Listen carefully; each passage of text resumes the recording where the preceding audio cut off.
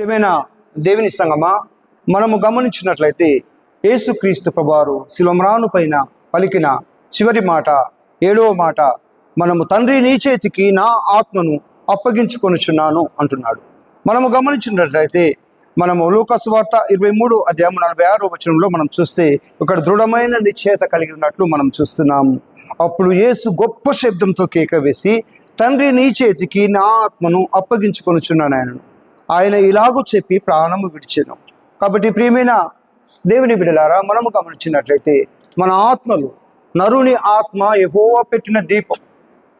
కాబట్టి ఆ యొక్క ఆత్మను మళ్ళీ తండ్రి అయిన దేవునికి అప్పగించాలి. మనమైతే ఏమంటామంటే మన ఆత్మను తీసుకున్న దేవుడు అంటాం.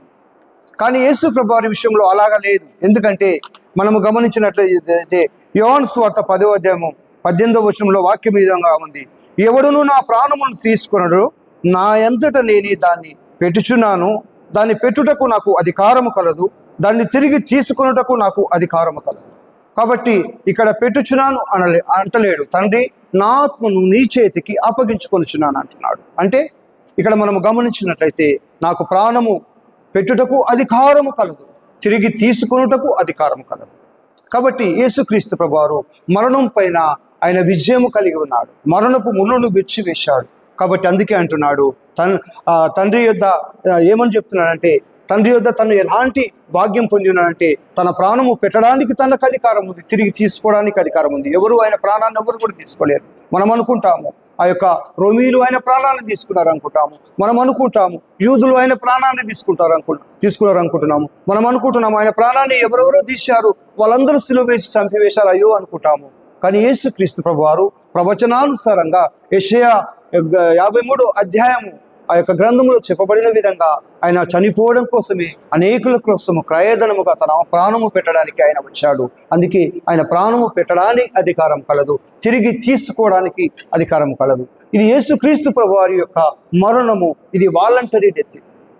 అలా వాలంటరీ ఆయన చనిపోయినట్లు మనం చూస్తున్నాం.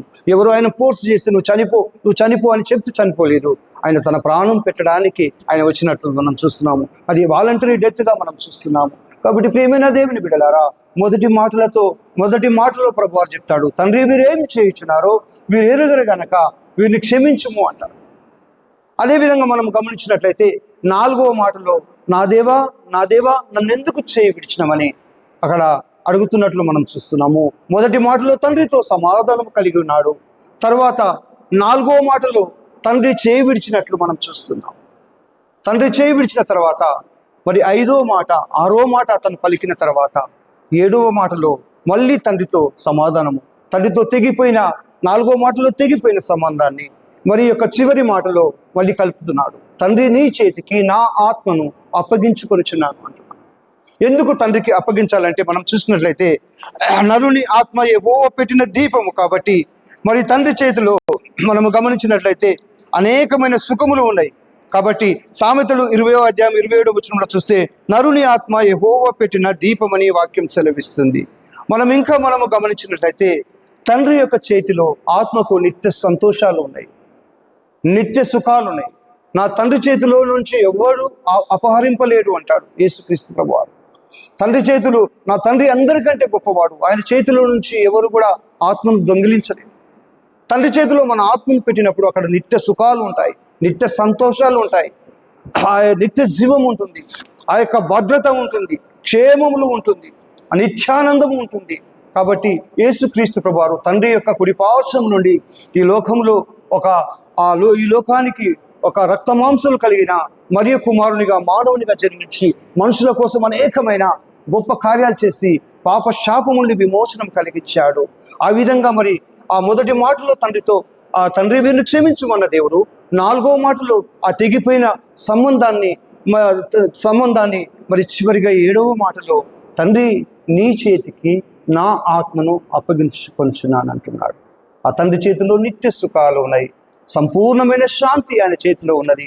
కాబట్టి మన ఆత్మలు మనము కూడా తండ్రి చేతిలో పెట్టవలసిన వారం. చాలా మంది వారి ఆత్మలను నరకానికి అప్పగించుకుంటున్నారు, చాలా మంది వారి ఆత్మలను సాతానుకు అప్పగించుకుంటున్నారు, చాలా మంది వారి యొక్క ఆత్మలను ఈ లోక సంబంధమైన వాటికి అప్పగించుకుంటున్నారు, చాలా మంది పాపమునకు అప్పగించుకుంటున్నారు, చాలా మంది నిత్య జీవానికి కాకుండా నిత్య నరకానికి అప్పగించుకుంటున్నారు. కానీ ప్రభువు అయితే ఆయన ఒక వాలంటరీ డెత్గా తనంతట తానే, ఎవరు ఫోర్స్ చేయలేదు.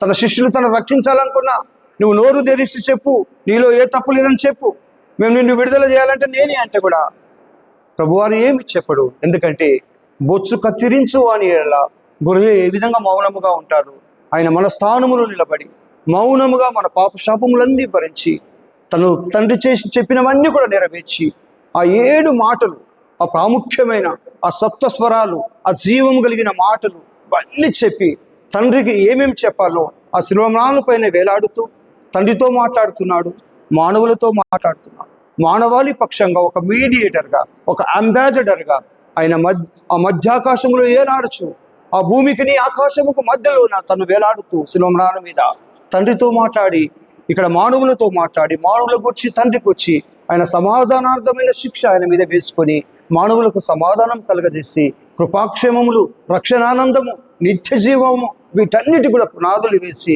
తండ్రి నీ చేతికి నా ఆత్మను అప్పగించుకొనిచున్నాను అంటున్నాడు. కాబట్టి మనము కూడా మన ఆత్మలను తండ్రి చేతికి అప్పగించుకుంటే నిత్య జీవము, నిత్యానందము మనం కలిగి ఉంటాము.